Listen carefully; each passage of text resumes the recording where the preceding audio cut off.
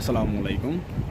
আসলে আজকে যে বিষয়টা নিয়ে কথা বলছি সেটা হচ্ছে ক্যাশ ফ্লো। ক্যাশ ফ্লোটা আসলে আমরা সাধারণত ব্যবসায়ীরা যারা যে ধরনের ব্যবসা করে বা যে কোনো ব্যবসা হোক, ই-কমার্স ব্যবসা হোক, আপনার নিজের পার্সোনাল ব্যবসা হোক, যাই হোক, আপনার একটা ব্যবসায়ীর জন্য ক্যাশ ফ্লো খুবই গুরুত্বপূর্ণ।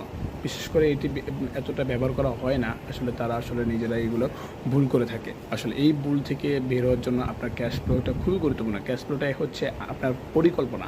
যেটা ক্যাশ ফ্লো আপনার পরিকল্পনা এবং কি আপনাকে সাজেস্ট করে আপনার ব্যবসাটা কি সফলতা আসতে পারে না ব্যর্থতা আসতে পারে তা নির্ণয় করার পদ্ধতি।